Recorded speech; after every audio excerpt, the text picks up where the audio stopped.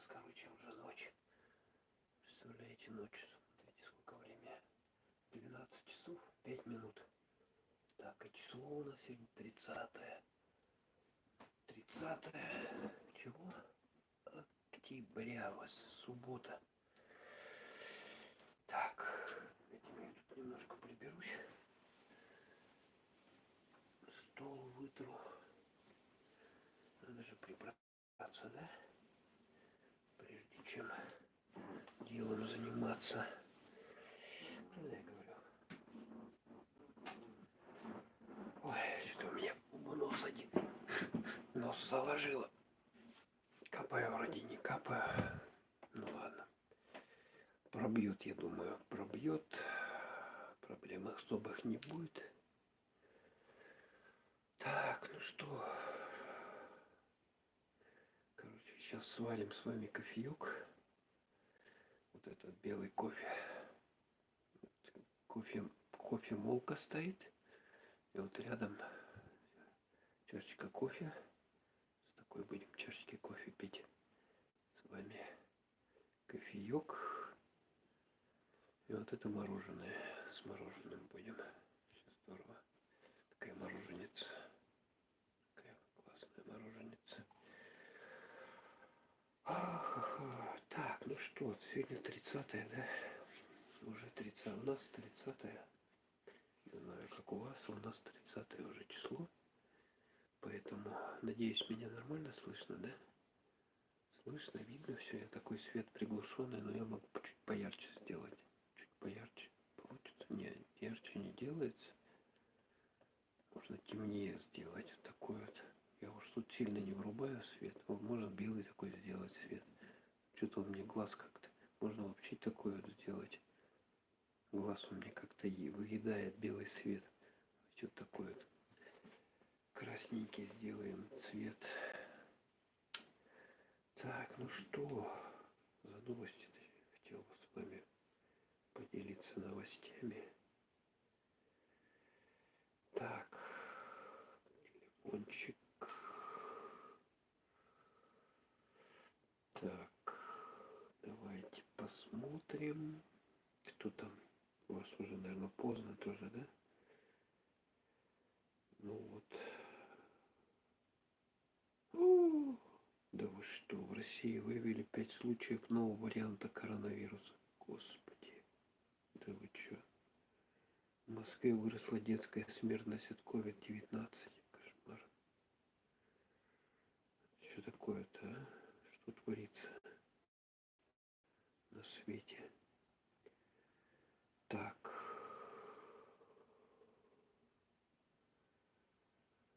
Что там еще? В выходные дни в Якутске заметно похолодает. Так, а сейчас сколько градусов, кстати? Давайте посмотрим, сколько градусов.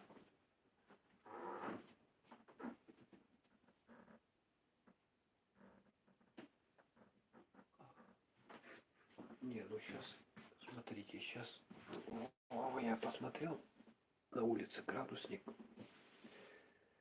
Там, короче, 7 градусов минус 7 градусов. И до скольки же это похолодает-то у нас? По прогнозам синоптиков, в выходные дни ожидается похолодание. Минус 19 градусов. Ух ты, вообще.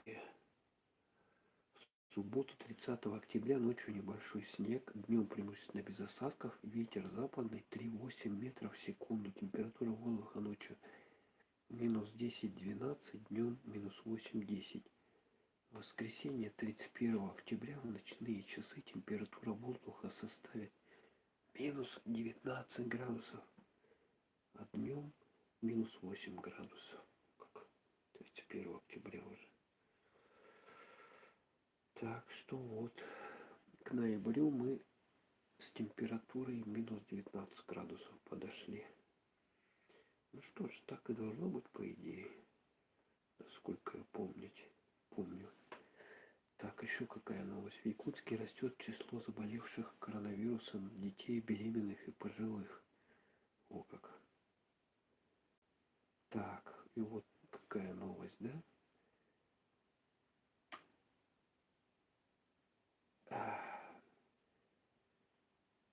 Какая новость?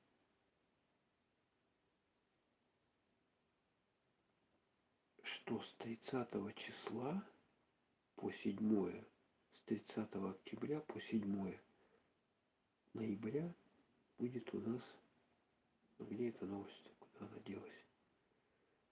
Ё-моё, блин. По 7 ноября в республике начнут действовать нерабочие дни. Вот что. Нерабочие дни будут. С сегодняшнего числа, у нас сегодня 30 уже 12 ночи. По 7 это получается, что 7 дней плюс 2 дня, да? 31 день в октябре. 7 плюс 2 будет 9 дней нерабочих дней. То есть 8 на работу пойдем все. И вот это время мы все должны сидеть дома, никуда особо не ходить, только в магазин за продуктами, в аптеку, еще куда-то, такие важные дела. И в основном все не работают, за исключением каких-то стратегических там, без которых жизнь города не сможет существовать, поэтому все будет не работать. Так, давайте-ка я вот наберу новости, какие у нас сейчас основные на этом сайте. Посмотрим. Найти, вот он, найти. Так.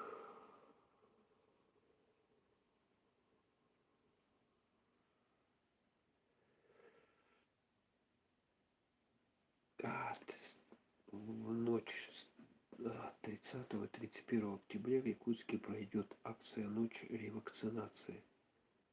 Что за ночь ревакцинации? Ночь ревакцинации.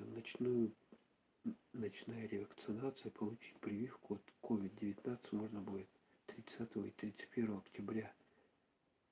Акция пройдет с 18 до 23 часов 30 и 31 октября в здании Государственного цирка по адресу улица Пояркова, 22, главный вход. Любой житель Якутска может получить вакцину от COVID-19 без записи и прикрепления. С собой необходимо иметь паспорт, СНИЛС и полис. Ночь вакцинации регулярно проводится в столице республики. Последний раз мероприятие проходило в Театре эстрады 20 августа. Напомним, после получения 2 компонентов вакцины от коронавируса на портал госуслуги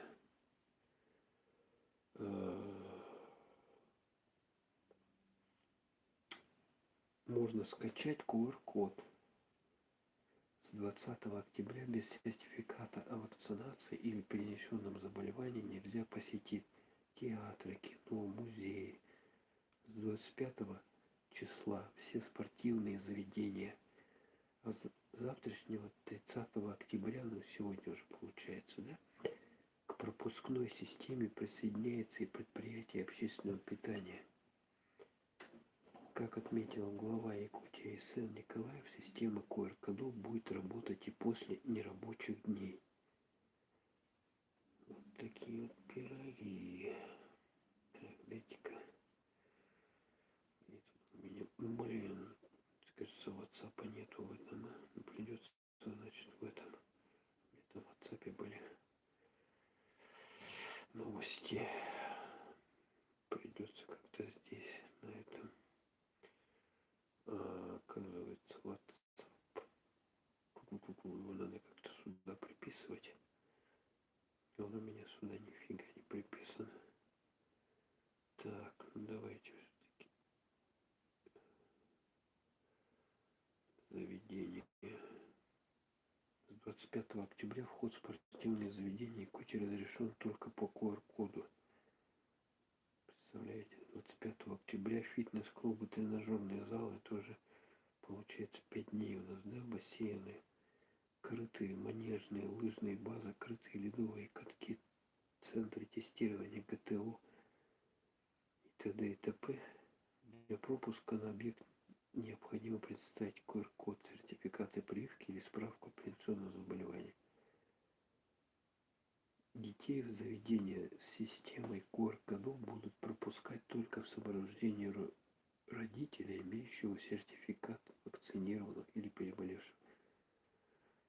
Так, вот таким вот образом. Так.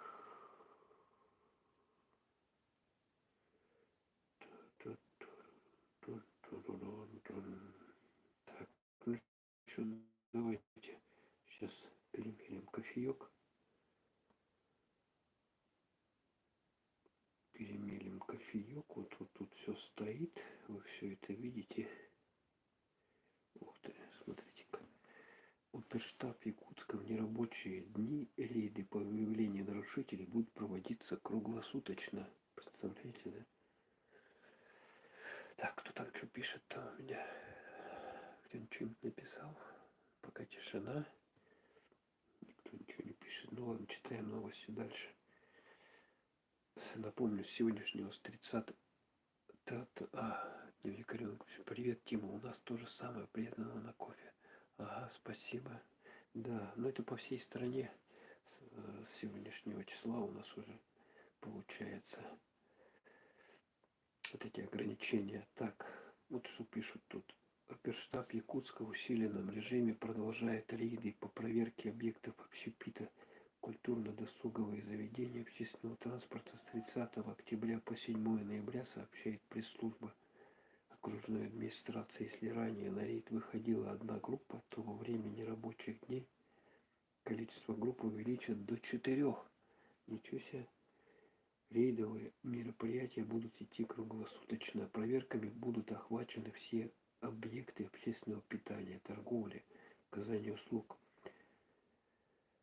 В случае выявления нарушений будет составлен протокол по статье 20.6.1 КоАП РФ и направлен в суд. Суд может отштрафовать нарушителя на сумму от 30 до 300 тысяч рублей. Опа-на! За повторное нарушение штраф составит от 500 тысяч рублей до 1 миллиона. Обалдеть! Вот это жестко, да? До 1 миллиона рублей могут штрафануть. И штрафы там от 30 до 300 тысяч рублей. За повторное нарушение штраф от 500 тысяч до 1 миллиона. Обалдеть! Да уж. Вот это вот нормы. И у нас... привет, дневник коренного крымчанина. Чтобы забыл поздороваться. Настолько я шокирован вот этими суммами. Да, это 1 миллион рублей. Это что такое-то? Это куда уже? Надо сидеть дома, да и это самое, никуда не ходить. И у нас мобильные группы с проверками. Говорите громче. Ак я бы говорил, так у нас это самое уже час ночи.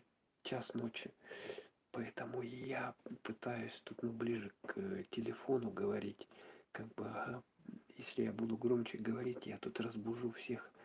У меня уже все спят. Поэтому такой ночной, короче, стримчик получился. Ну что, давайте, кофеек вот такой вот. Это белый кофе. White Blend. Кстати, он не дешевый. Вот такой вот. Кто пил, кто знает. Кофе Доктор Тесс White Blend. Ну, один из самых вкусных кофе, вот, который я пробовал, итальянский, кстати, он. Такая кофемолочка есть вот такая вот. Сейчас мы сюда насыпем кофеек. Ну, он в зернах. Я пью только вот такого типа зерновой кофе.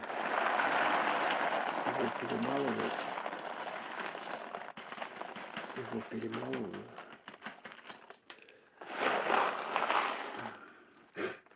Меня что-то нос заложило, блин. Ё-моё, еще в нос говорю. Ничего, пройдет. Я тут ингаляцию делаю. Нос промываю.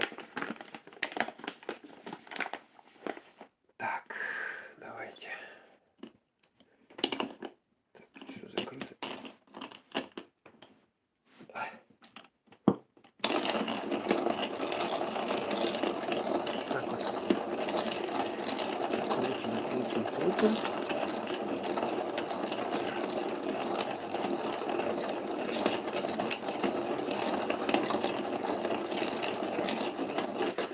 Мне на чашку накрутить надо кофе.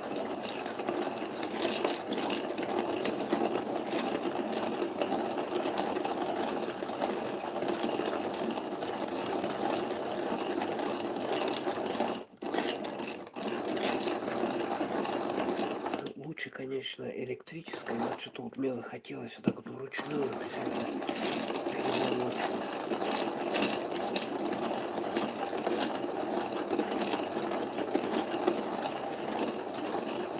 Конечно, электрическая было бы быстрее, но она более шумная. И шуметь неохота особо сейчас. У нас, напомню, уже час ночи. Поэтому мне так вот приходится шепотом.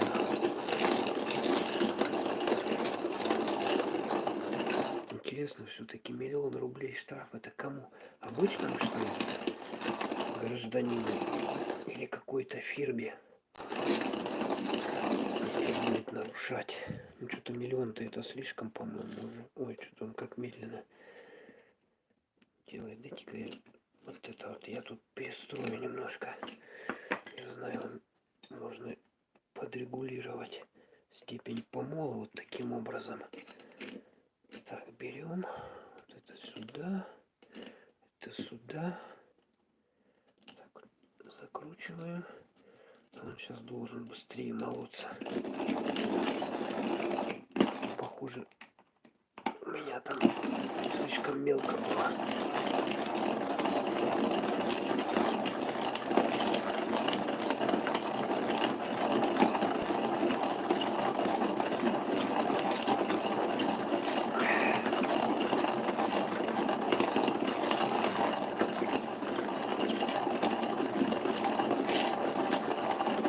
Конечно, это мучительное дело, вот так вот вручную крутить. У меня там электрокофемолка есть. И вообще моментально крутится. Сейчас ночь, неохота шуметь. Она очень громкая. Я там всех просто разбужу. У меня уже все спят, поэтому приходится вот так вот в полусумерках.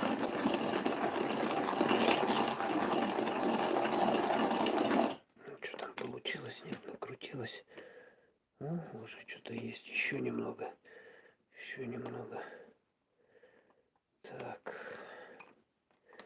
Берем, закрываем.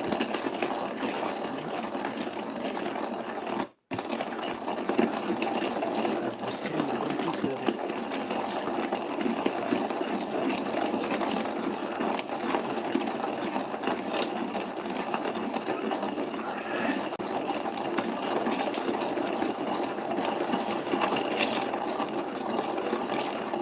Видите, уходит кофе туда. Значит, делается вот так. Меньше. Вибрация была на 100.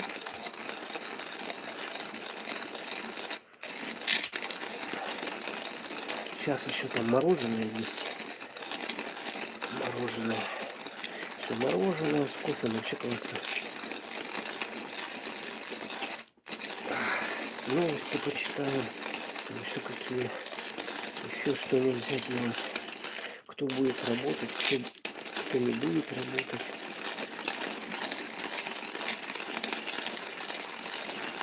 Тяжелый случай, конечно.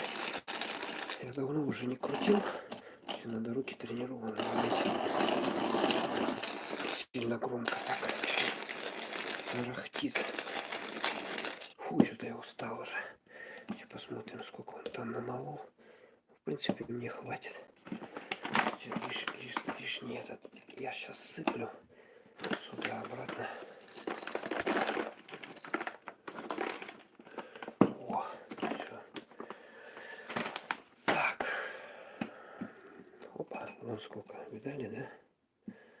Мне хватит. Вот на такую чашечку. С Парижа, кстати. Чашка. Так.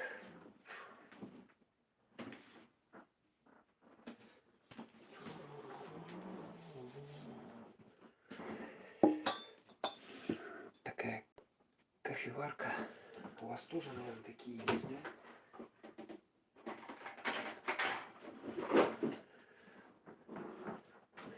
И вот такая ложечка для кофе. Так, берем. Она чистая, надеюсь. Дайте-ка свет так вот сделаем. Так лучше видно, кстати. Нормально, чистая. Чистая. Так, давайте сюда закладываем. Раз, два, три, 4, 5. Ну и хватит, наверное, 5 ложечек, да? Хватит. Так, теперь надо воды налить. Воды с чайника надо налить. Так вот. Ну, хватит.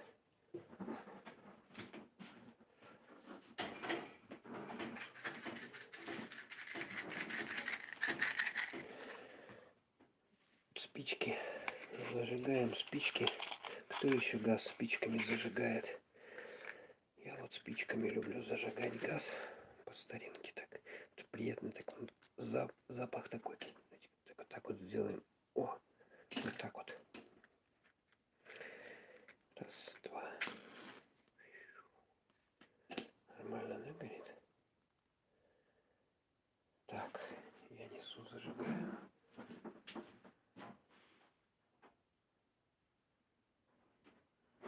Ох, моя не ту комфортку открыл, представляете? Так, давай включайся. О, так вот, так лучше видно, да? Нормально видно, там кто что пишет-то. Так, для граждан штраф от 1 000 до 30 000. Для должностных лиц от 10 000 до 50 000. А у нас что-то больше. Понятно, у нас с 18 не болеть, здоровья всем нам. Конечно, да. Болеть вот сейчас не надо. О, конечно, вкусный итальянский. Да. Былого радужный привет. Никита Колесников, а ты сегодня будешь что-нибудь кушать, кроме кофе? Мороженое, да, будет? Здорово, привет, Никита Колесников. Крымчанин, у нас мобильные группы с проверками, говорите громче. Ну я говорю, уже что не могу, тут вот так вот, наверное, меня лучше слышно, да? Потому что все спят уже. Хотя кто-то на улице кричит, какие-то люди.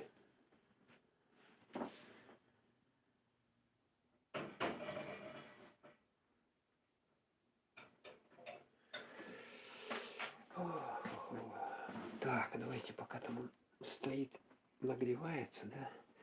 Так, вот, короче говоря. Напомним ранее, что глава Якутии СН Николаев заявил, что в отношении нарушителей режима ограничений должны приниматься строгие меры, включая закрытие заведения на 30-60 дней.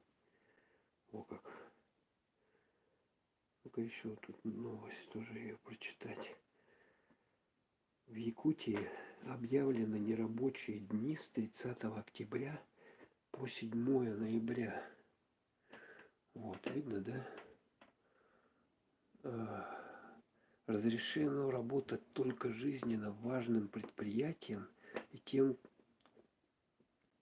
куда можно пройти по QR-коду. Ой, голос. Заколебался шептать уже.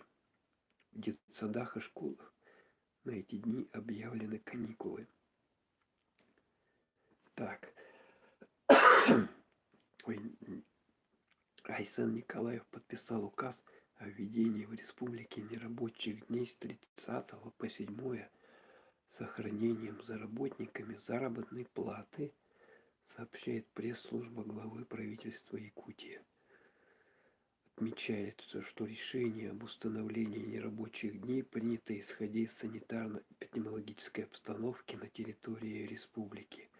По данным управления Роспотребнадзора по Якутии за последние сутки в республике выявлено 275 новых случаев коронавирусной инфекции, в том числе в Якутске 143 случая. Согласно указу, в данный период приостанавливается деятельность всех организаций, кроме жизненно важных, а также тех, где действует система QR-кодов. Кому можно будет работать? Медицинским организациям, аптекам, магазинам продуктовым, ярмаркам и рынкам, оптово-розничным торговым базам, предприятиям, которые торгуют товарами первой необходимости. Доля таких товаров должно быть не менее 20% от ассортимента. Заведениям общепита разрешено работать только с 6 до 22 с допуском по QR-коду. Придорожные кафе могут работать без ограничений во времени. Кроме того, с 8 ноября кафе, рестораны будут работать с 6 до 23. Ой, извините, меня там начинает кофе. Сейчас его прокараулю.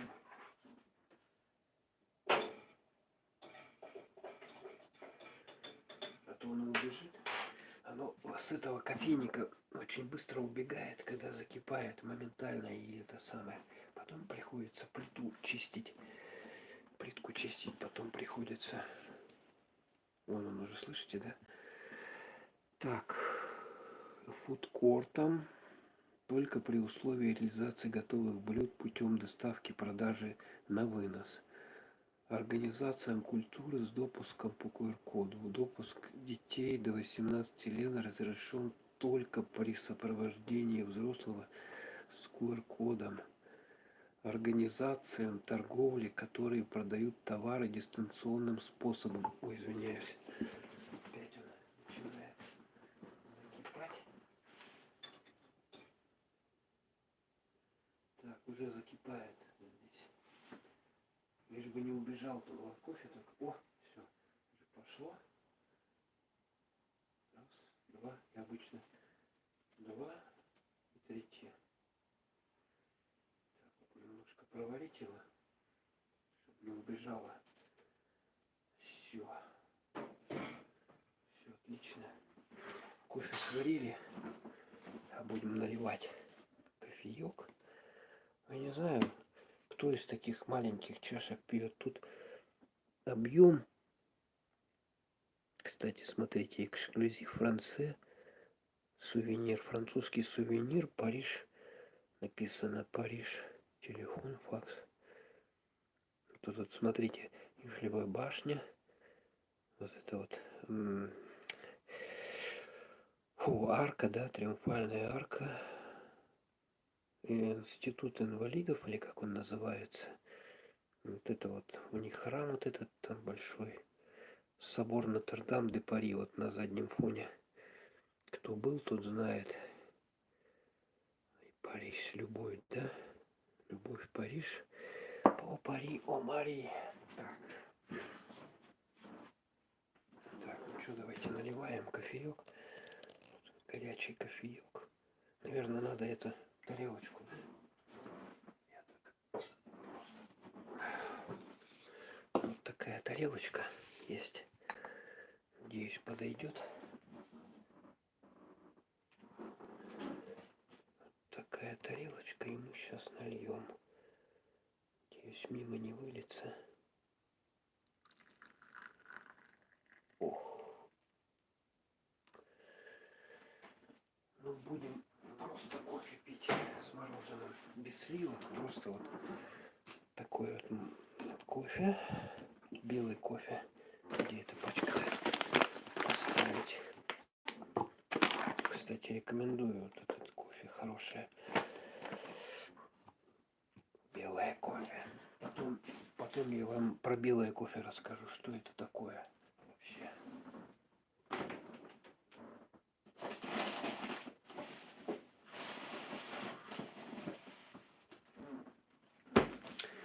Ну, вот такое вот мороженое есть. Вот такое мороженое.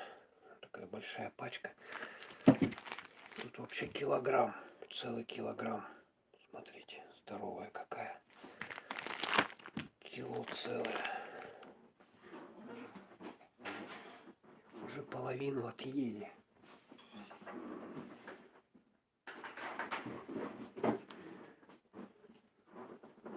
А чтобы накладывать мороженое, вот такая специальная ложка есть.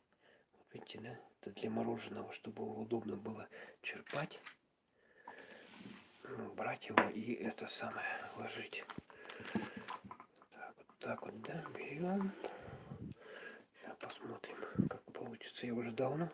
Это, кстати, шарики делать, да? Удобно этим. Знаете, мороженое, да? Вот это, которое в стаканчиках продают. Не в стаканчиках, а шариком. Вот один шарик. Вот один шарик. Давайте. Шарики вот такие. Чик. Делаем шарики. Кстати, ей удобно. Удобнее, чем обычно этой самой ложкой. Она так режет. Получается. Прямо его режет. Так, берем. По-моему, хватит, да? Хватит. Хватит. Так, это убираем обратно в морозилку. Вон еще сколько.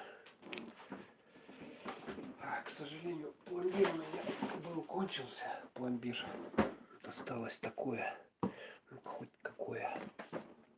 Обычное мороженое. Так, ну что, давайте с вами покушаем.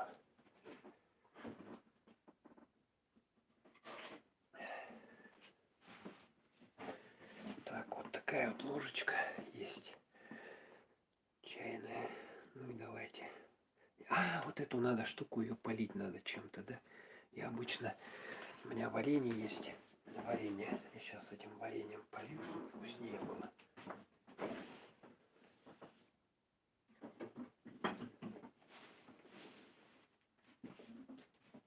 Так, а где оно, кстати?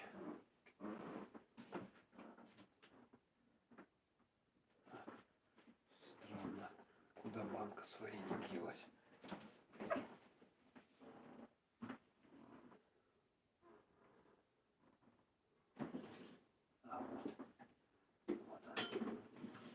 Нашел.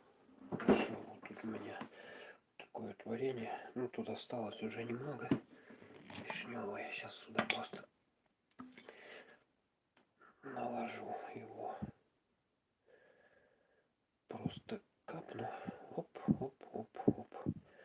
Прямо с вишенками. Вообще шикарно, да? Так будет вкуснее.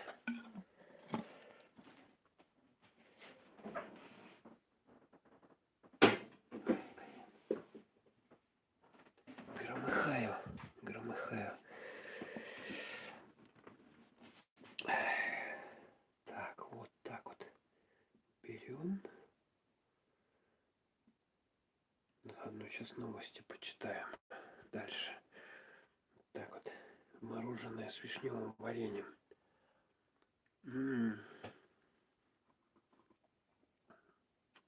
Вот кофе. Прикольно запивать.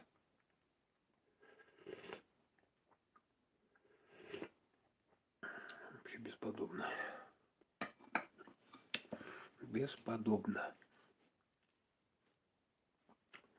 Я же хотел про белый кофе вам прочитать. Что такое белый кофе? Наверное, многие не знают. Белый кофе. Я сам только про это кофе узнал где-то год назад. Что, оказывается, такое есть. Вот сейчас прочитаю. Наверное, я вообще в магазинах, где продают кофе, да, чай там и так далее. Никто, там даже сами продавцы не знают, что такое кофе есть. Вот. Вот сейчас я вам прочитаю.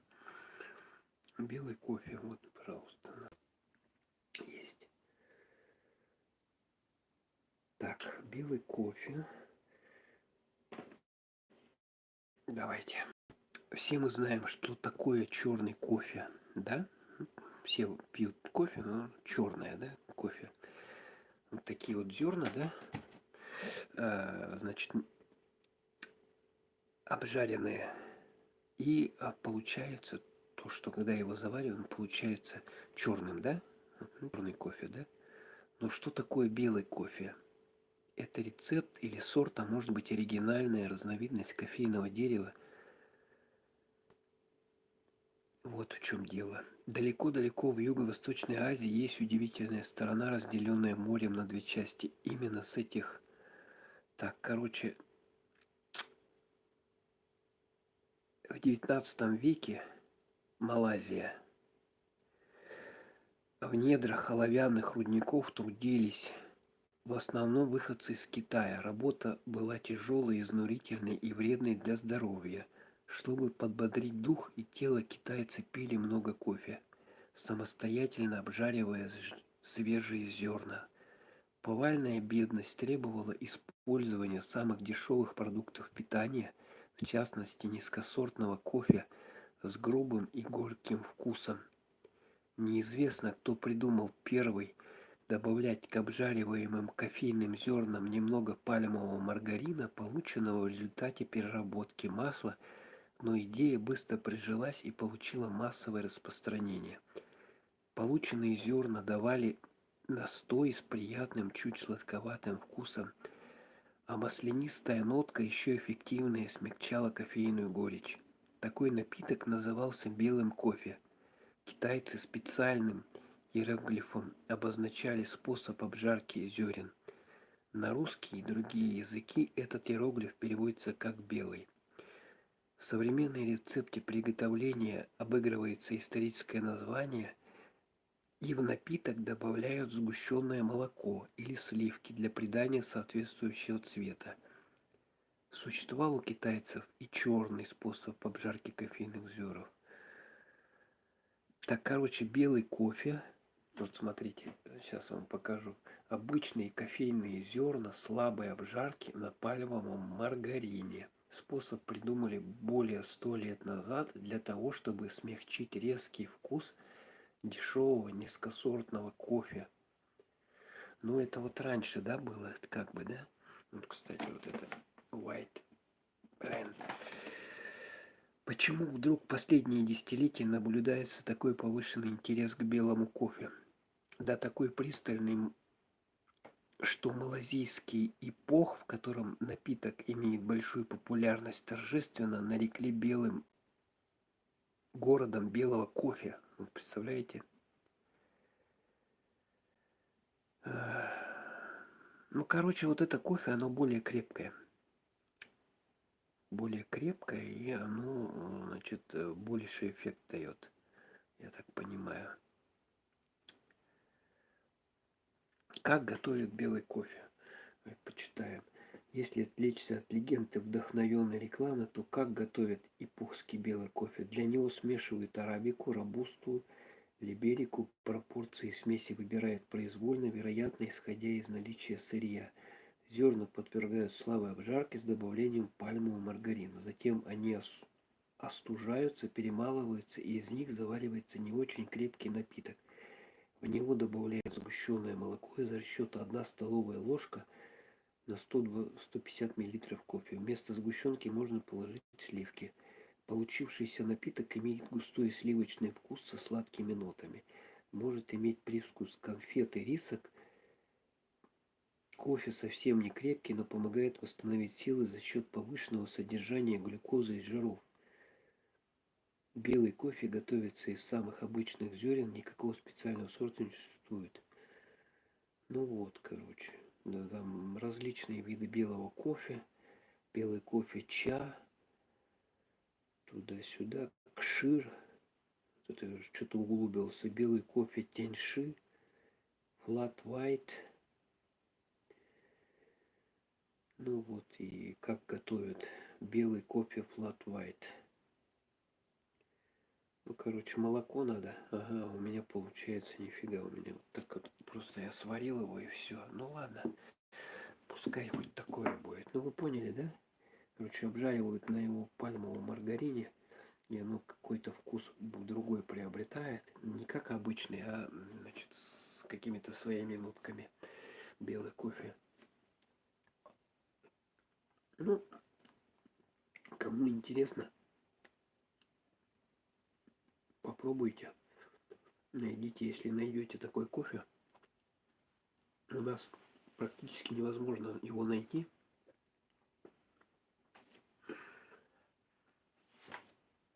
Я вот года 2 нашел такую пачку. По-моему, слушайте, новый Эльдорадо продается даже. Она по цене, вот этот килограмм, что-то 2000 с чем-то стоит. Кило. Большая пачка. Тогда как обычный кофе, да, можно купить там тоже килограмм, ну, за 1000 рублей. Даже дешевле можно там по акции. Я что-то покупал вообще за рублей за 600 килограмм кофе можно взять.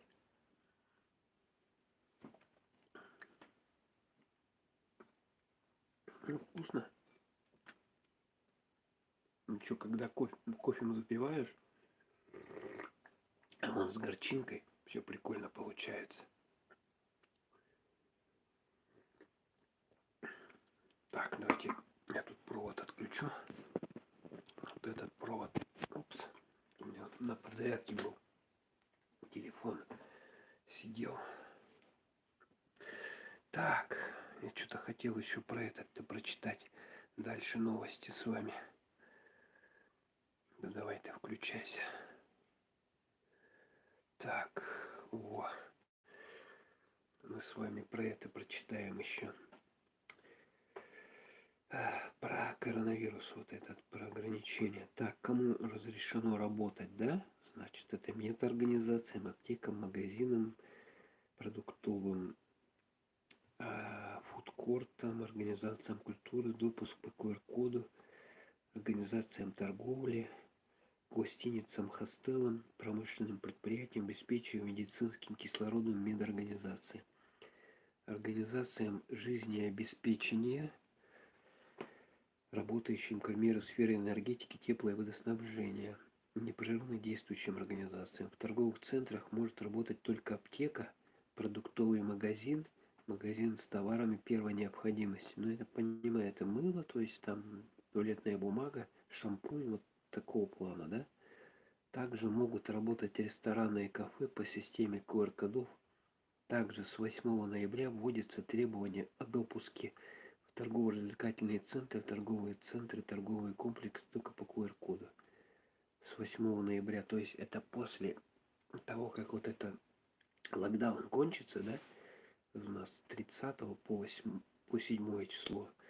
Короче, вот эти вот ограничения, они останутся. QR-код теперь будет необходим. Все детсады и школы отправляются на каникулы. В детсадах и школах, а также в кружках дополнительного образования, спортивных секциях на эти даты являются каникулы. Так, кому запрещено работать? Вот давайте ознакомимся. Так, давайте. Пока мороженое же растает у меня сейчас. Я чувствую. Кстати, вот удобно вот такая штука, да? Это специальная мороженица. Знаете, в чем ее прикол? В том, что она на такой длинной пластиковой, видно, да, ножке. И она не контачит вот эта зона, да, где мороженое лежит, она холодная, она не контачит с поверхностью стола. То есть она не остывает.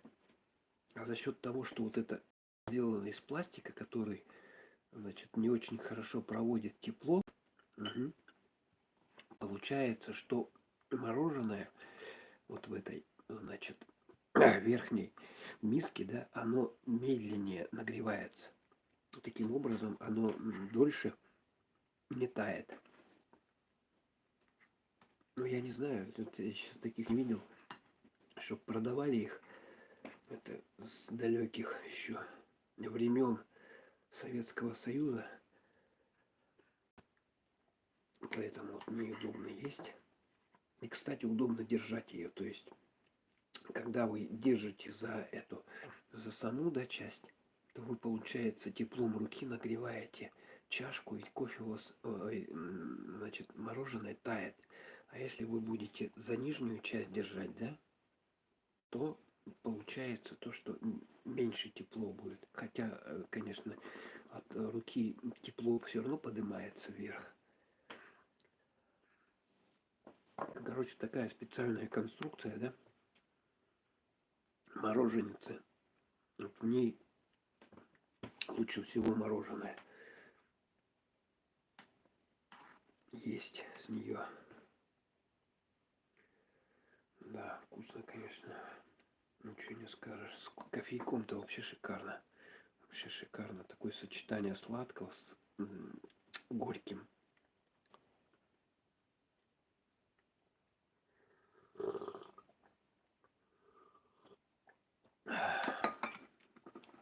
Класс.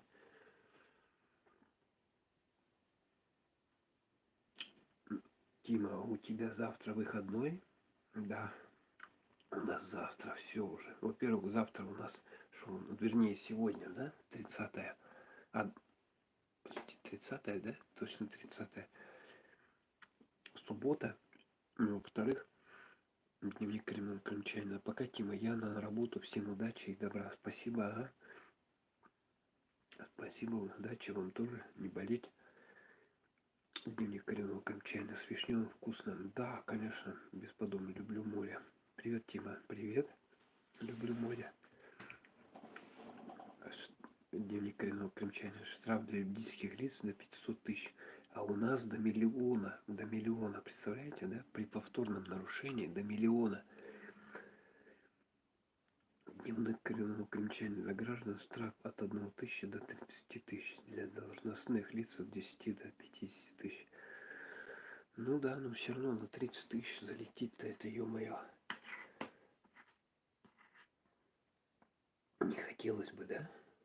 Кому хочется на 30 тысяч залететь?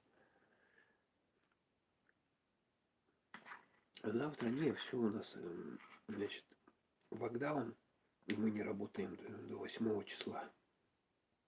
Ну, я не работаю. Поэтому, что делать, я даже не знаю. Стримы каждый день проводить. Опять шарахаться по улицам, снимать что-то. Можно или нет. Ну, что-то придется снять все равно. Хотя обещают, что будут патрули какие-то. Патрули, и в 4 раза больше будет патрулей, чем обычно, которые будут ходить и проверять людей. Как бы зачем они ходят там, то все. QR-коды будут проверять в заведениях.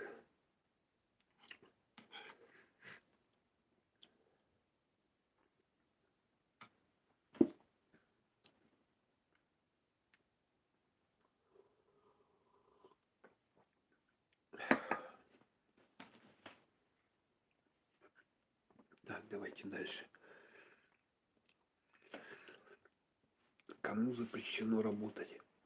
Магазинам, за исключением продуктовых и реализующих товары первой необходимости. Запрещено. То есть продуктовым можно, и там, которые туалетную бумагу продают, вот эти вот шампуни, мыло, да, им можно, да? А всем остальным магазинам нельзя.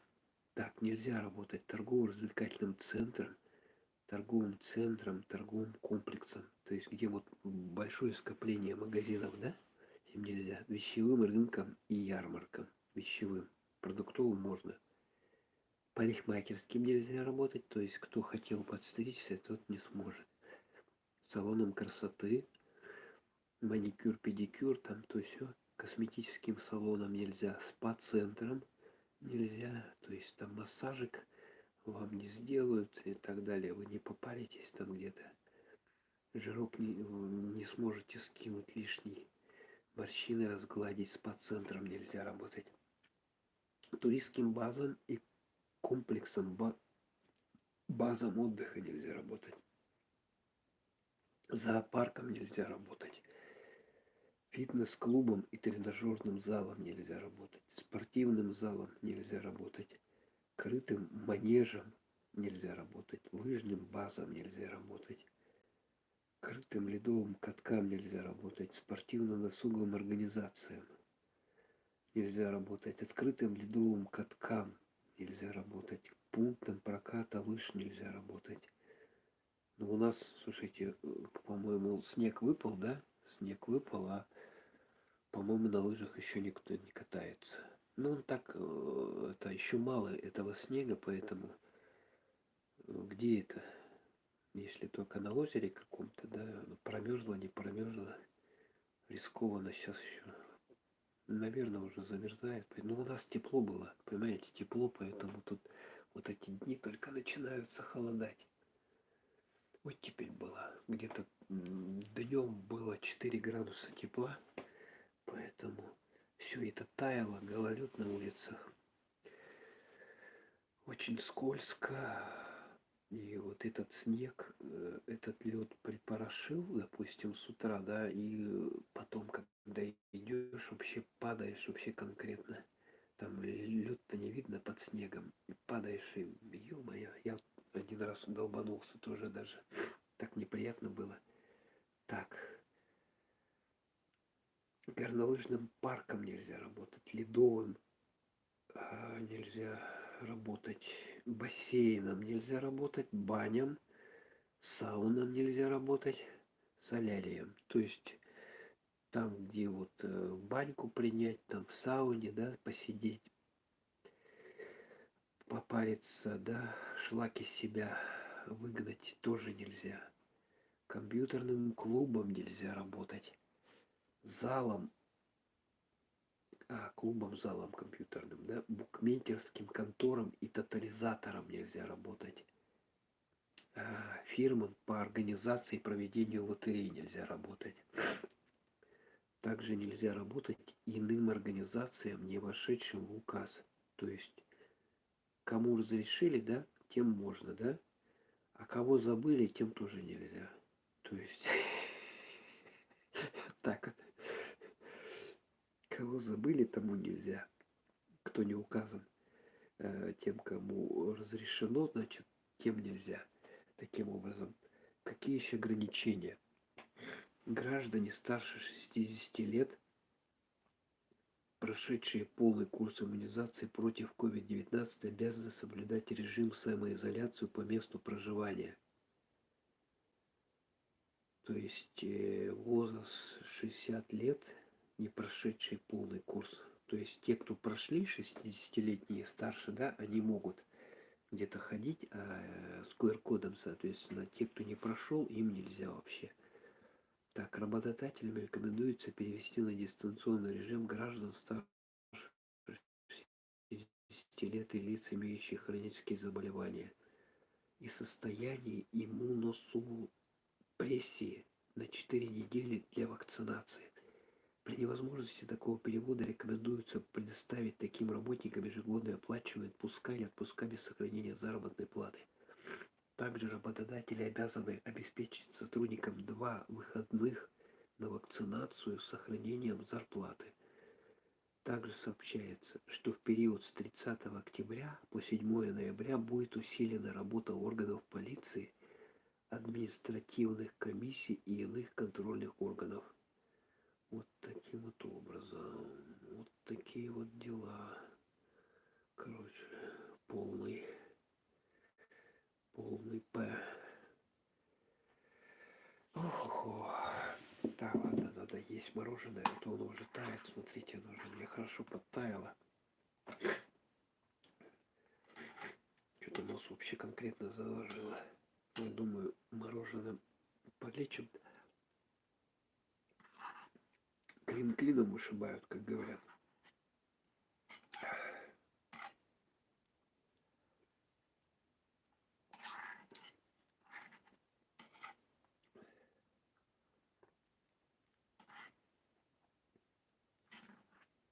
Подтаявший тоже, кстати, прикольно.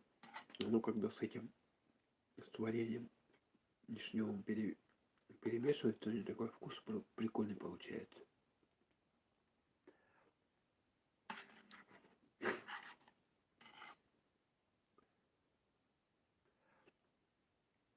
Да.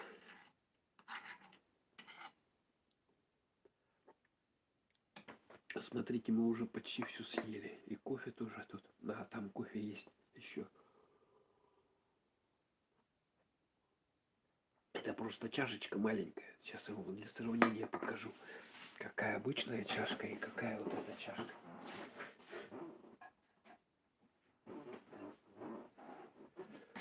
Вот такая вот обычная чашка, да?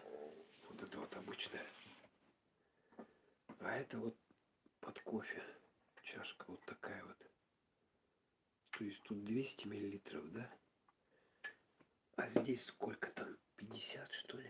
Сейчас, кстати, смеряем сколько там. Видите, на дне это шара кофейная.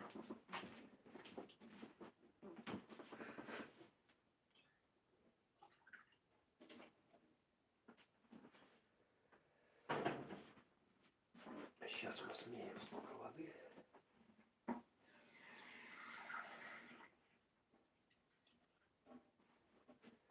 Вот я налил, да? Обычной воды из-под крана я налил.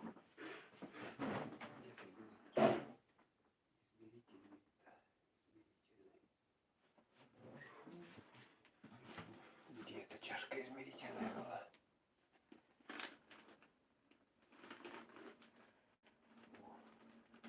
Тут есть метки. Что-то не пойму, это в чем. В каких-то единицах здесь непонятно.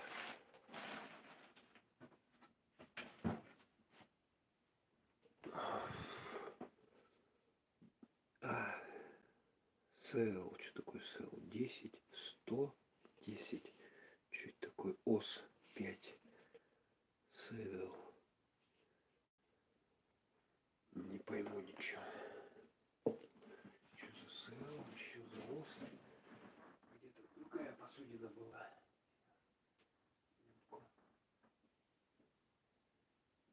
Слышно меня, наверное, да?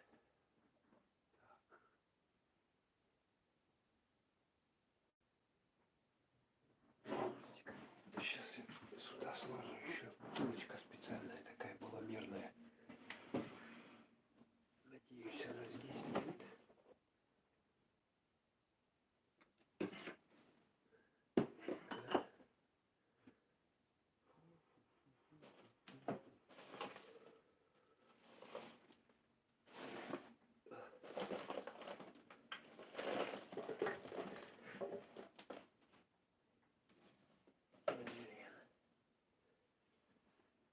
Не подготовился заранее.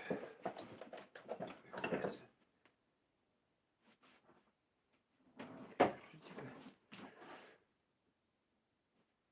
Такой вот пузырек. Сколько же в нем, а?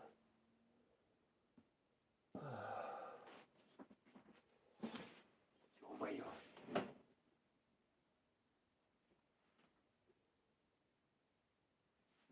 А, вот, вспомнил.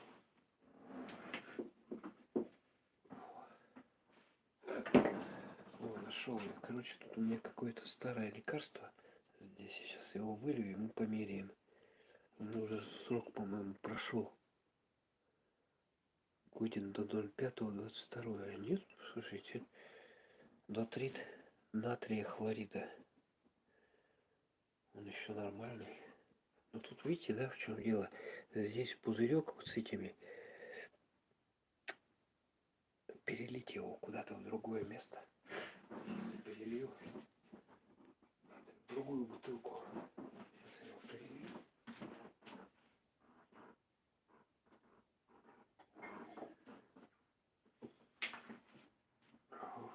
Сейчас я тут.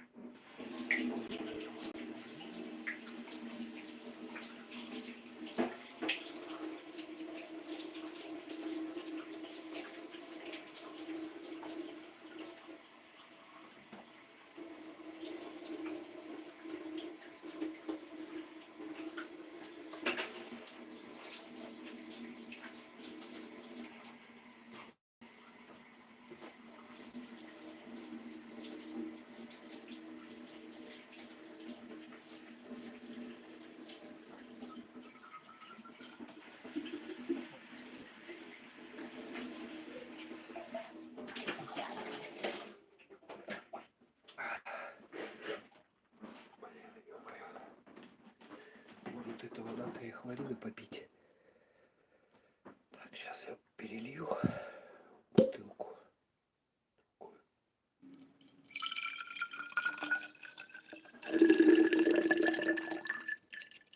Все, освободил бутылку.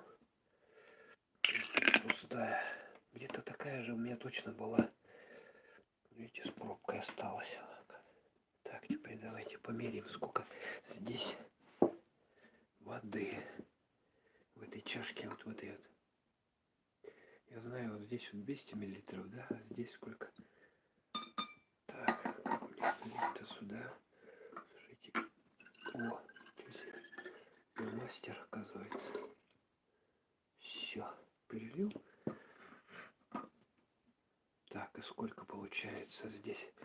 Вот так вот надо прямо, да, смотреть? А что, 100 миллилитров, что ли? Около 100 миллилитров в этой чашке.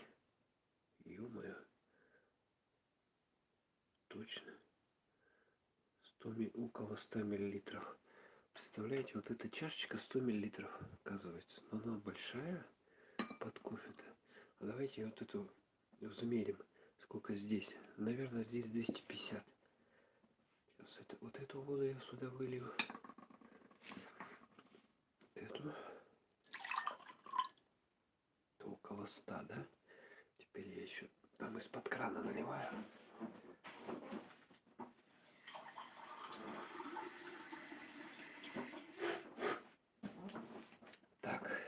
Так вот правильно, да? Правильно я налил? Так, правильно, все, вот у нас полная чашка, да? Вот это вот. Давайте померяем, сколько здесь воды. Влезет как раз 250 миллилитров. Нет, наверное, воронку надо, да? Воронку. Нифига не войдет. Так, где воронка? Вот воронка. Такая вот вороночка есть. Смотрите. Для холодных пищевых продуктов написано цена 20 копеек. Видно, да? 20 копеек. Для холодных пищевых продуктов, то есть горячие нельзя. Здесь сразу написано. Так, берем и начинаем вот сюда вот лить. Посмотрим, сколько в этой чашке воды. Тик. Она полностью залилась. Получается больше 250 миллилитров. Нифига себе, это сколько? 300 миллилитров получается в этой чашке. Но она здоровая, да? Интересно, а сколько в стакане граненом, а? Такой вот есть граненый стакан. Давайте сейчас мы померяем, сколько в нем. Кстати, мороженое у меня уже совсем растаяло. Я с вами болтаю. Хоп, вот посюда льем, да? Опа. И осталось 50 миллилитров. То есть 250 миллилитров. Вот здесь вот, да? Я даже немножко больше налил. Так, а есть советский стакан граненый. Так, где он?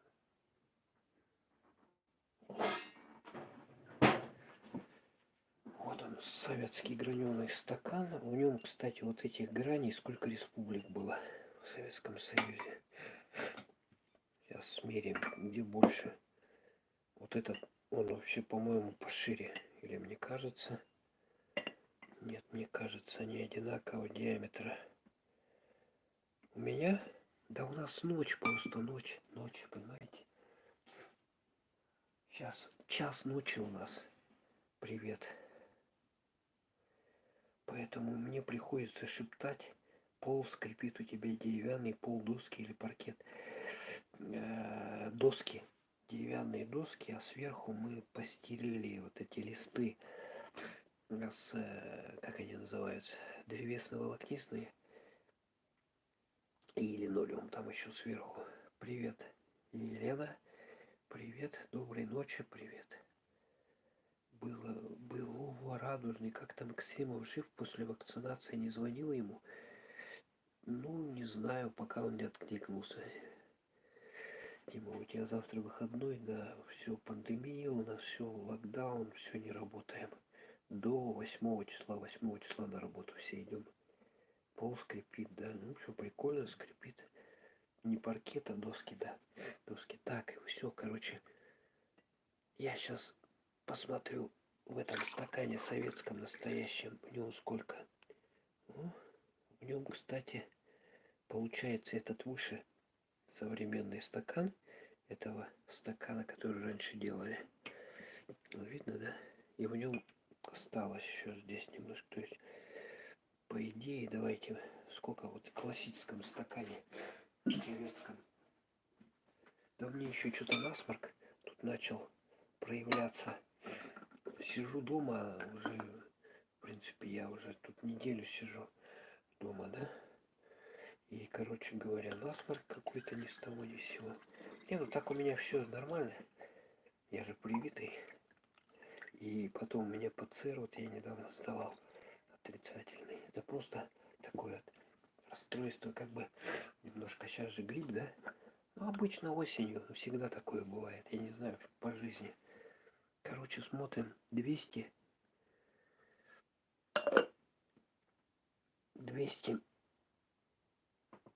Давай, наводись, фокус-то, наводись. 200 миллилитров в стакане вот таком вот граненом обычном. 200 миллилитров. О, советского стандарта. 200 миллилитров. Вот как раз по эту мерку получается, да? 200 миллилитров. Ну, а в этой чашке мерил сколько воды. Сейчас еще раз. Хоп. Это кофейная чашка. Специальная кофейная чашка.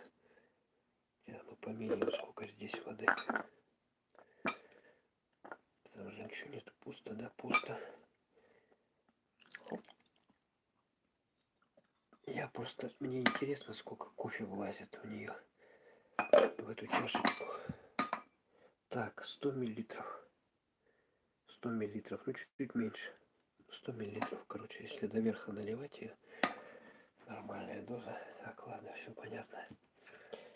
Давайте дальше кофеек еще сбацаем.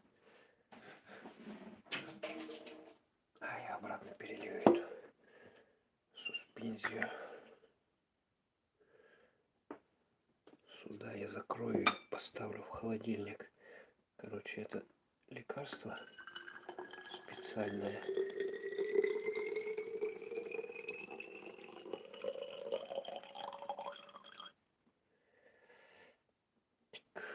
Такая пробка есть резиновая, смотрите, какая пробка.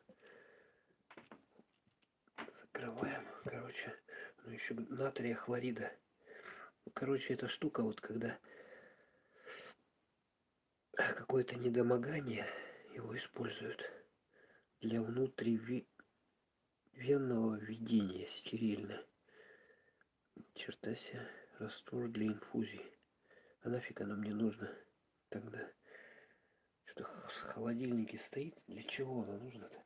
По-моему, пьют, что ли. Сейчас я прочитаю. Нафиг этот натрий нужен. Кстати, надо мороженое доесть, а то оно уже, видите, подтаяло конкретно. Конкретно подтаяло. Натрий хлорид. Для чего же используют натрий хлорид? Я что-то помню, мы вот пили, что ли, натрий хлорид. Натрия хлорид. Для ингаляций. Каких ингаляций? Натрий хлорид. Инъекции. Так. Ох, как тут эти рецепты читать, целое дело. Смотрите, сколько здесь всякой информации. Регулятор электронного баланса и КШС. Что такое КШС, я не знаю. Чё? Холера. Ё-моё. Тошнота и рвота. Это что такое? Белый кристаллический порошок соленого вкуса без запаха. Нафиг он нужен? Натрия хлорид. Стоит в холодильнике уже сколько времени. Ограничение к применению. Гипертонический раствор, легочное, желудочное, кишечное кровотечение. В качестве чего? Не понял, нафиг оно нужно. Применение вещества натрия хлорид. Гипохлоремия, кишечная непроходимость. В качестве дезинтоксикационного средства промывания ран, глаз, полости носа для растворения и разведения различных лекарственных веществ и увлажнения перевязочного материала. Гипертонический легочный, желудочный, кишечный кровотечение в качестве осмотического диуретика при проведении форсированного диуреза, обезвоживания. Ну, короче, я понял, им можно нос промывать. Я оставлю его. Вместо вон этой самой, как желтого. Желтый порошок, таблетки. Вместо фурацилина пойдет. Добро. Что добро пропадать, добро. Так, кофеек-то еще тут остался, слушайте. Еще залить его. Кстати, оно теплое еще за счет того, что в этой... Это латунная такая, короче, специальная. Кофе варят в ней. Оно теплое. Еще тепло сохранилось.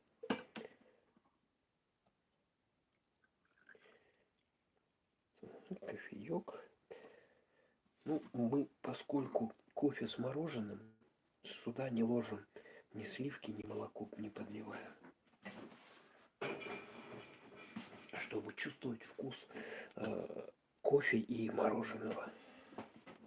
Если сюда молоко нальем, то будет уже, не знаю, бурда, наверное. Кофе уже, ой, мороженое растаяло. Вот такое тоже прикольно, кстати, есть. Вообще, ну, как пенка получается такая.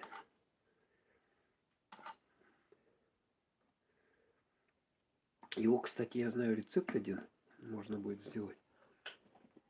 Но там еще шоколадку надо. Шоколадку, мороженое и горячий кофе. По-моему, ликер какой-то. Что ли? Ну, в смысле, варенье, типа, как это, жидкость, сироп, да, сироп, шоколадку, дольку шоколадки. Короче, берем мороженое, рецепт расскажу вам, да, как делают это блюдо на основе кофе и мороженого. Надо, во-первых, специальную фужер использовать, такой бокал на ножке с ручкой. Может, кто видел, да? На ножке ручка у него специально, чтобы браться можно было и держать этот бокал за... Не просто, ну как вино, да, вот это вы бокал держите, а за ручку можно было брать. А ручка это к ножке приделана. Такие специальные есть. Вот такую надо посуду использовать. Вы берете в него, ложите мороженого, там ложку-две, потом туда ложите шоколадку, одну дольку в середину. И, короче говоря, наливаете немного сиропа, по-моему, да. Сиропа наливаете, какого-то ягодного. И потом вы варите кофе в турке. Ну или горячий кофе нужно. Вот оно у вас только вскипело кофе, и вы начинаете вот в это мороженое, где шоколадка, это кофе горячее, кипящее, его наливать. И что у вас получается? То, что шоколад тает под действием значит, кипятка, да, горячего кофе. И мороженое плавится, да, но плавится оно, получается, кофе, когда вы наливаете, оно остывает, значит, в то же время кофе, и оно не полностью, значит, тает, и вот вы его пьете с ложечкой, соответственно, такой прикольный вкус получается. Там и сироп, и шоколад, и мороженое, и кофе. Все это вместе вообще шикарно. Как-то называется рецепт, я не помню, блин, как он. Но я точно помню, что под него надо специальную посудину, вот эту, как бокал, да, под вино, только с ручкой на ножке стеклянной, соответственно, конечно, использовать.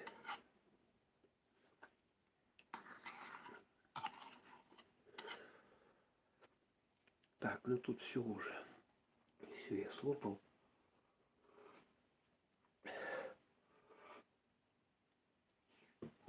Так, теперь можно это кофейком запить.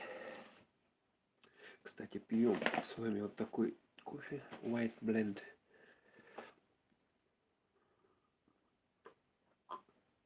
Очень шикарный кофе. Перемолол его вот на этой кофемолке вручную. Представляете? Ну, немножко пришлось, чтобы он быстрее крутил. Тут регулировка с теми помола есть. Пришлось, чтобы быстрее он крутился, мне пришлось вот этот зазор большой сделать здесь, чтобы быстрее прокручивался зерна кофе. Да. Вообще шикарно, конечно. С вами посидели. Новости обсудили того, что у нас вводят локдаун. Ходить особо никуда, получается, не получится. Надо будет там QR-коды всякие, то все. Всякие штрафы вводят за то, что вы приперлись куда не надо вам. Так что будем сидеть дома, смотреть видео разные.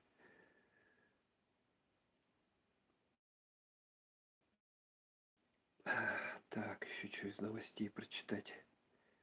Так, вот это я прочитал. Вот. Это я прочитал, кому можно, кому нельзя. Ограничения какие. Так, вот таким вот образом. Так, еще что здесь интересного. Сейчас я наш новостной портал перейду. Так.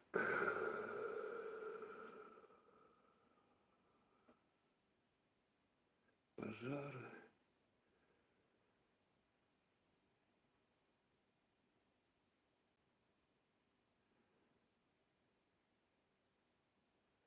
Так, похолодание все знаете, да? До 19 градусов ночью. В пятницу вечером телебашня Якутска загорится красным цветом в честь Дня борьбы с инсультом. Ну, я даже не знал, что такой день-то есть, оказывается. Но, видать, проблема тоже инсульт. Это получается, когда в головном мозге капилляры, значит, лопаются, да, и, соответственно, кровоизлияние внутрь мозга происходит, и вплоть до, значит, летального исхода. Названы улусы лидеры по вакцинации в Якутии. Давайте посмотрим.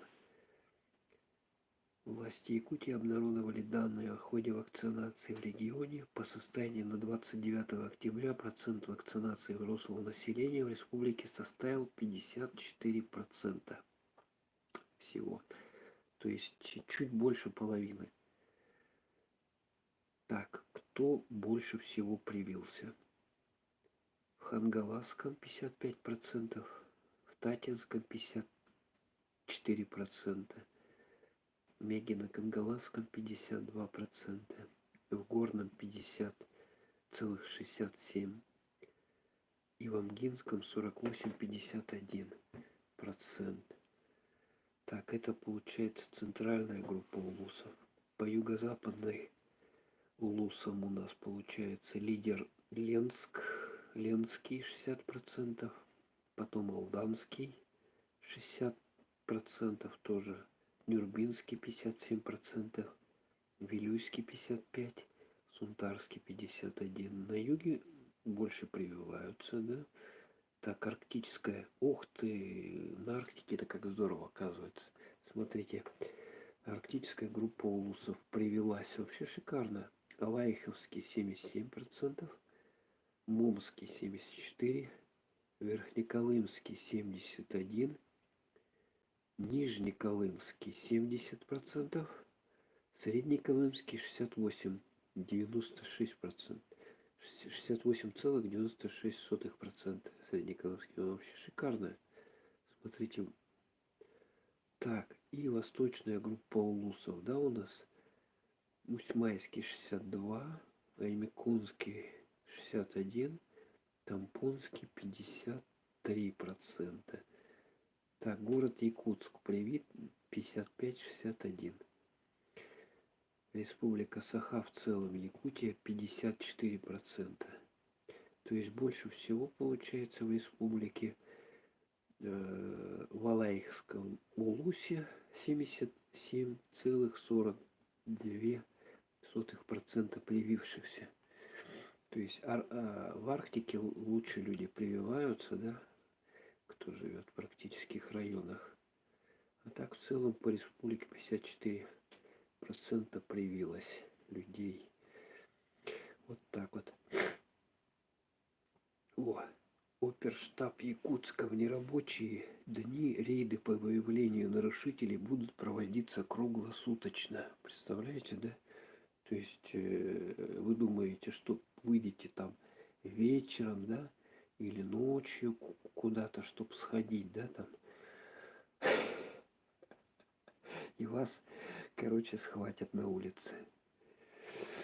Оперштаб Якутска в усиленном режиме продолжит рейды по проверке объектов общепита, культурно-досуговых заведений, общественного транспорта с 30 октября по 7 ноября. Если ранее на рейд выходила одна группа, то во время нерабочих дней количество групп увеличится до 4. Рейдовые мероприятия будут идти круглосуточно. То есть даже если вы выйдете ночью, 3 ночи, да, допустим, да, и думаете, что сейчас я тут погуляю, да, или куда-то схожу, вы рискуете быть тоже, значит, схваченным. Тем более ночью ходит народу меньше, и, соответственно, если вот эта бригада, да, коронавирусная, да, она вас увидит, она сразу за вами, я думаю, погонится, да, поскольку людей-то ночью не ходят практически, да, то есть ночью выходить еще даже рискованнее, чем днем. Представляете, да? Вот таким образом рейдовые мероприятия будут идти круглосуточно. Проверками будут охвачены все объекты общественного питания, торговля, указания услуг. В случае выявления нарушения будет составлен протокол по статье 20.6.1 КоАП РФ и направлен в суд. Суд может оштрафовать нарушителя на сумму от 30 до 300 тысяч рублей. Обалдеть! Да вы слышите, да? От 30 до 300 тысяч рублей.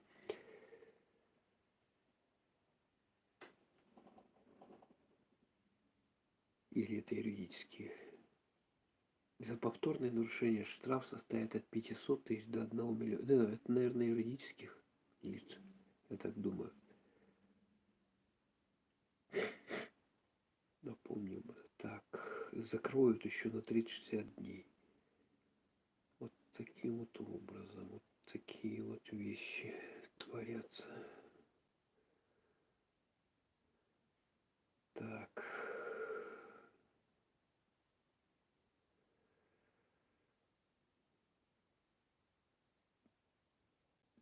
вот что тут еще пишут.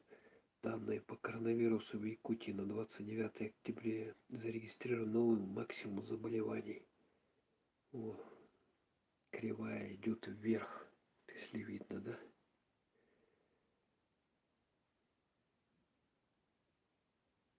Да. Ну еще и все. И все.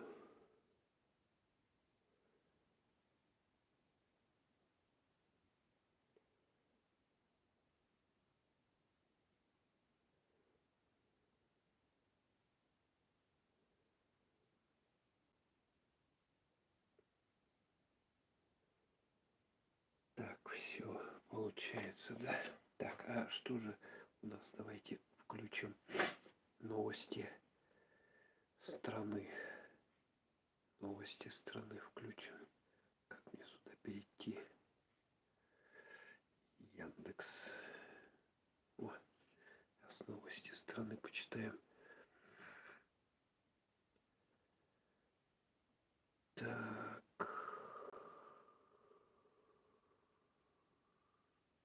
Ух ты. В России выявили 5 случаев заражения новым вариантом коронавируса. Вот такой вот вариант, да? Опять какая-то новая версия. 5 случаев заражения новым штаммом коронавируса Дельта. 3 случая обнаружены в Москве. Еще 2 получены в Казани. Индийский штамм выявлен в октябре 2020 года. Да. Так, вот таким вот образом. Ну, пенсию повысят на 6%, 5,9. Когда это повысит ее? Цены-то уже сейчас повысились, а пенсии когда повысят?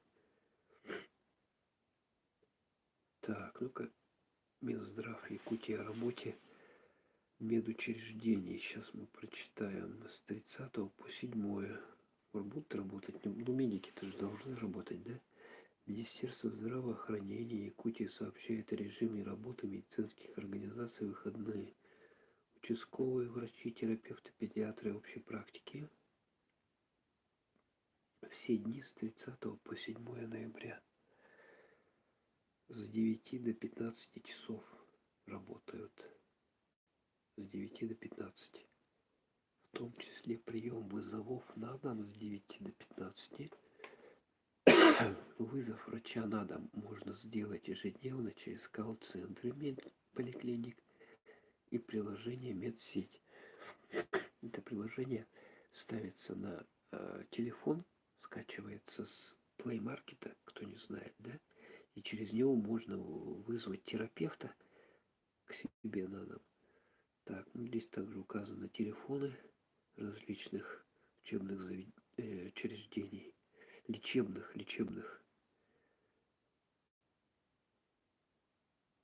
Пункты вакцинации по всей Якутии будут принимать без выходных с 9 до 15. Травмпункты работают, ну как же, должны же работать травмпункты. Вдруг кто-то ушибется или порежется, да, не дай бог. Травмпункт должен помощь оказать, конечно. Стоматология. О, стоматология работает, смотрите. Центр для оказания неотложной помощи приводит в проем 30 с 9 до 15. Оказание неотложной помощи. То есть это у кого что-то проблема с зубами, там опухло, допустим, зуб, там боль там адская, да, в зубе. То есть вот они помогут вам, наверное, скорее всего, зуб выдерут без проблем. Это сейчас 5-секундное дело зуб дернуть, потому что сначала укол ставят обезболивающий, который полностью замораживает у вас челюсть, ага, и потом вы просто ничего не чувствуете. Потом, правда, отходит сложно после этого, после этих уколов обезболивающих. У вас челюсть будет заморожена час там или сколько времени медленно. Так, вызов скорой помощи работает. Так, все понятно. Ну, конечно, нужно работать. Так, горячие линии. Вот таким вот образом.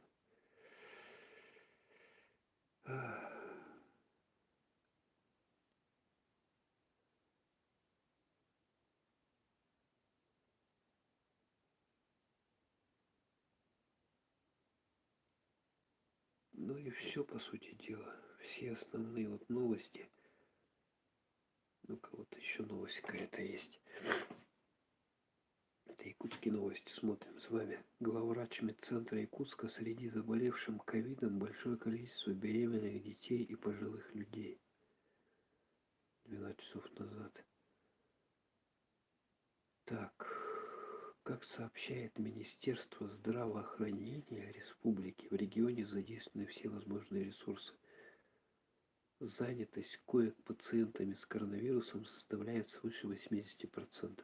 То есть практически все заняты. По словам главного врача медицинского центра Римы Яковлевой, меры об установлении нерабочих дней являются самыми объективными и правильными. Так, ситуация с ковидом в республике остается напряженной. Рост заболеваемости наблюдается во всех возрастных группах. Большое количество заболевших беременных женщин, ух ты, детей и пожилых людей. Ничего себе, даже дети болеют. Говорят, скоро детей будут прививать. Слышали, да? Уже, по-моему, вот на Западе там какая у них вакцина? Pfizer, да? Pfizer. Ее разрешили прививать уже детям, по-моему, с 5 до 12 лет. Ага. С 5 лет, по-моему, разрешили. А у нас еще пока проводятся эксперименты. И я думаю, что положительный итог будет. И потом детей будут еще прививать. После того, как привьют взрослых, будут прививать детей. Таким образом, может быть, более мягкая вакцина у них, вот это Спутник Лайт или еще какая-то, да, будет применяться.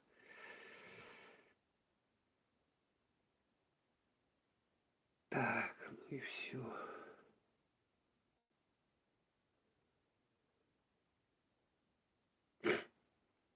Так, давайте почитаем новости. Сегодня, кстати, пили с вами вот это кофе.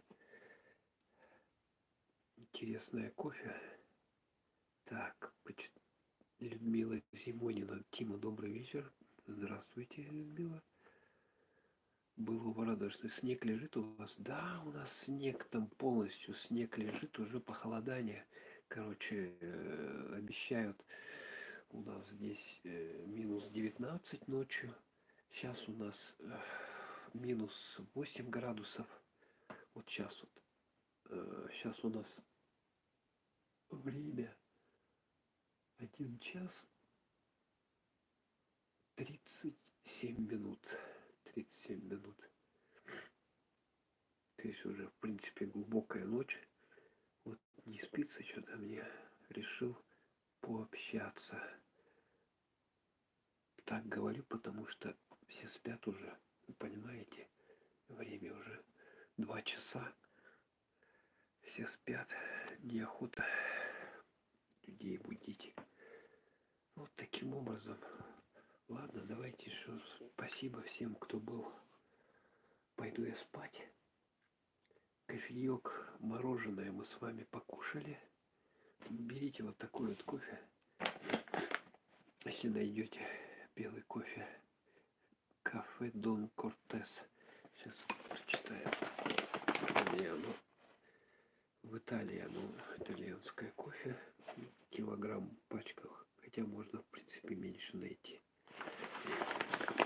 Здесь вот сбоку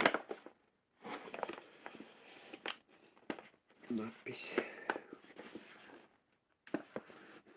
Так, здесь, кстати, надписи по-украински я вижу, да? По-гречески. Еще какие-то иероглифы есть с этой стороны. А, вот. Что тут написано? Вот по-русски наклейка. Кофе натуральный, жареный, высший сорт в зернах. Дон Кортес Уайт. 100% арабика, средняя обжарка. Производитель Кафе Карара.